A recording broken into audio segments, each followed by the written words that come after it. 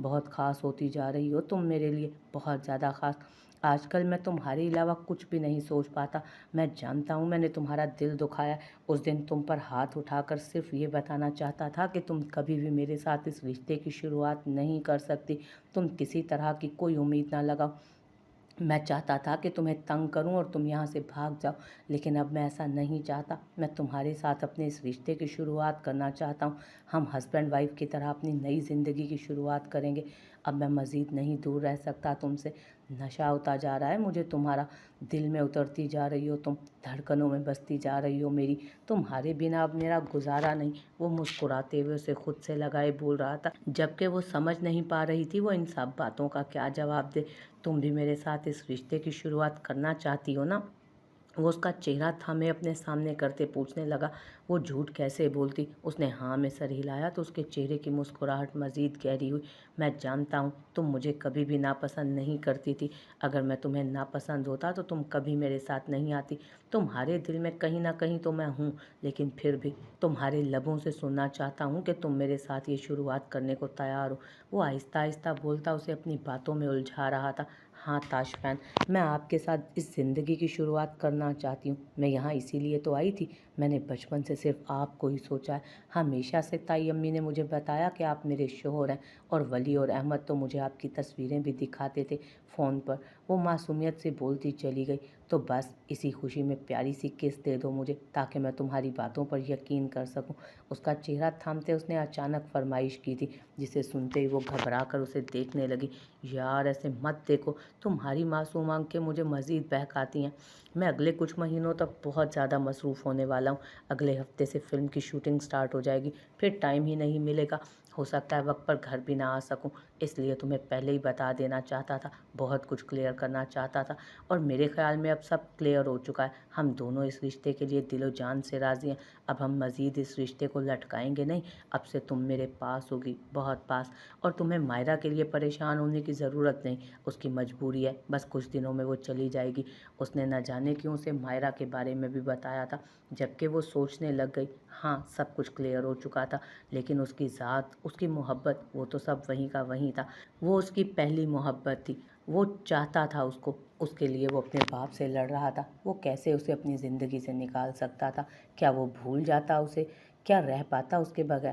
ہرگز نہیں، وہ کبھی اس کی محبت نہیں بن سکتی تھی۔ وہ مائرہ کے بارے میں پوچھنا چاہتی تھی، لیکن ہمت ہی نہیں کر پائی۔ وہ اس کے لبوں سے مائرہ کے لیے محبت بھرے الفاظ نہیں سن سکتی تھی۔ مائرہ اس کے ساتھ کتنی اچھی تھی، وہ کتنا نارملی بات کرتی تھی اس سے، اور اسے تو ایک جھٹکا یہ جان کر لگا کہ وہ ان دونوں کی شادی کے بارے میں جانتی تھی، اور سب کچھ جاننے کے بعد بھی وہ بالکل نارمل تھی، جیسے اسے اس بات سے کوئی فرق ہی نہ پڑا ہو۔ اور اگر وہ اس کی پہلی محبت ہو کر اسے قبول کرنے کو تیار تھی تو وہ بھی اپنا دل بڑا کر سکتی تھی۔ وہ نا امید ہو کر یہاں سے لوٹ کر نہیں جا سکتی تھی۔ یہی اس کا ساتھی تھا، اس کی محبت تھا۔ حالات کچھ بھی ہوں، اسے اس کے ساتھ نباہ کرنا تھا۔ وہ طلاق جیسا داغ لے کر واپس نہیں جا سکتی تھی۔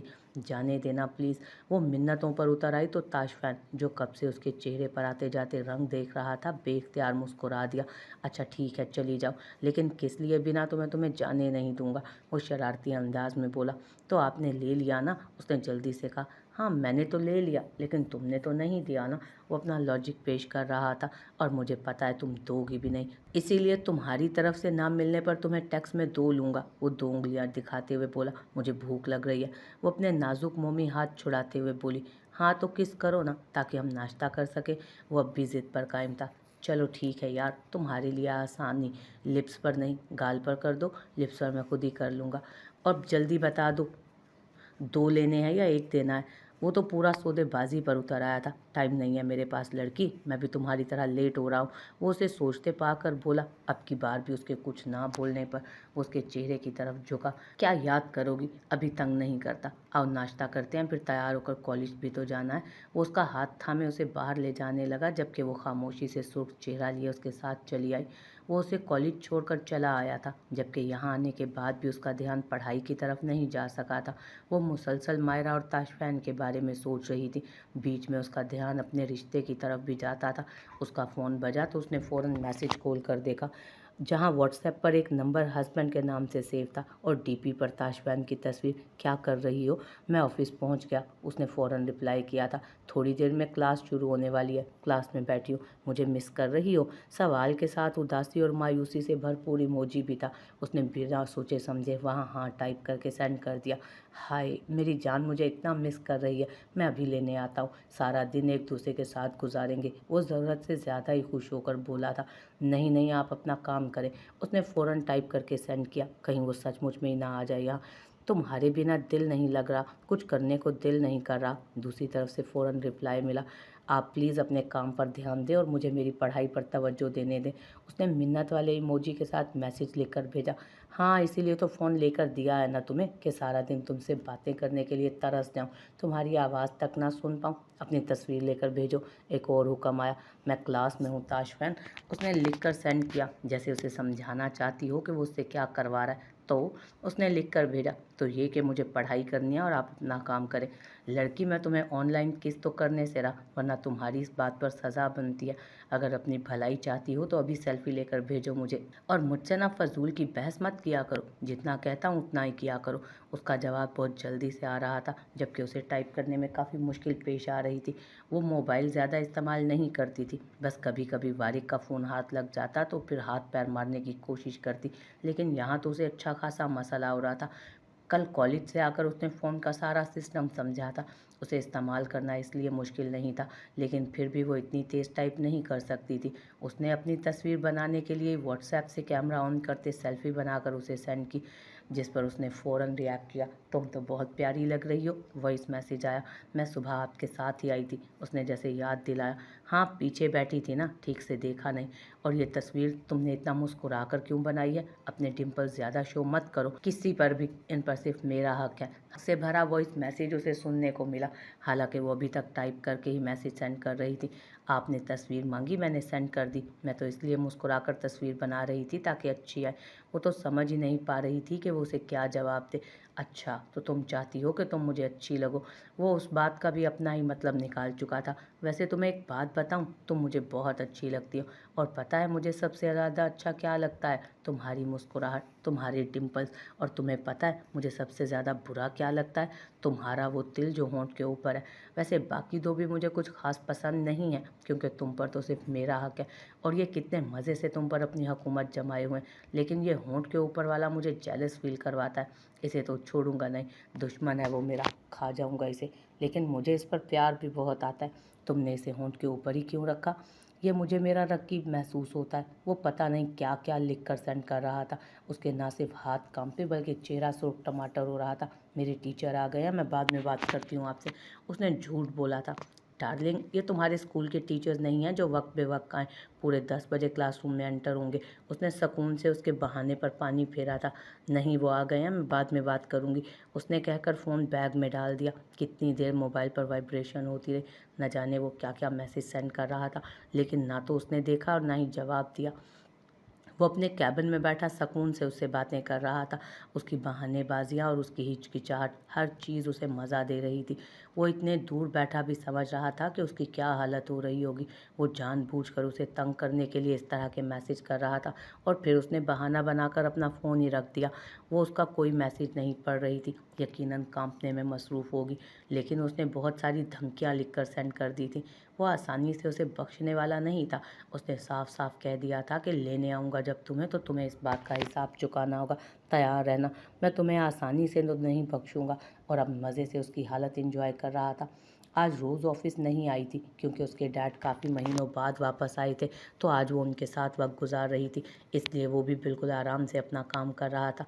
उसने नोट किया था डैनी उससे बात नहीं करता था, लेकिन हर वक्त उसके आसपास ज़रूर रहता था। उसे उस अजीब से लड़के से खौफ सा महसूस होने लगा था। वो हर वक्त उस पर नज़र क्यों रखता था, उसे समझ नहीं आ रहा था। वो बाहर खड़ी ताशवैन के आने का इंतज़ार कर रही थी, जब उसे फिर आज वही लड़का नज़र आया। जैसे नज़रअंदाज करके वो अपना मोबाइल निकालते ताश ताशफैन के मैसेजेस देखने लगी।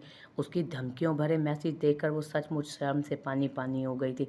जब वो उसे दूर से आता नजर आया तो उसका चेहरा और सुर्ख होने लगा। उसने आकर बाइक उसके सामने रोकी तो उसे अपना बैग और किताबें पकड़ाकर वो पीछे बैठने लगी, जबकि वो उसे घूरते हुए देख रहा था। मुझे बहानेबाजी अब बिल्कुल पसंद नहीं। तुमने मुझे इग्नोर करके अच्छा नहीं किया। तुमने मेरे मैसेजेस इग्नोर किए। उसकी सज़ा के लिए तैयार हो जाओ, क्योंकि तुम्हें उसकी सज़ा ज़रूर मिलेगी। वो उसका बाजू अपने गिर्द लपेटते धमकी आमेज लहजे में बोला। सच में?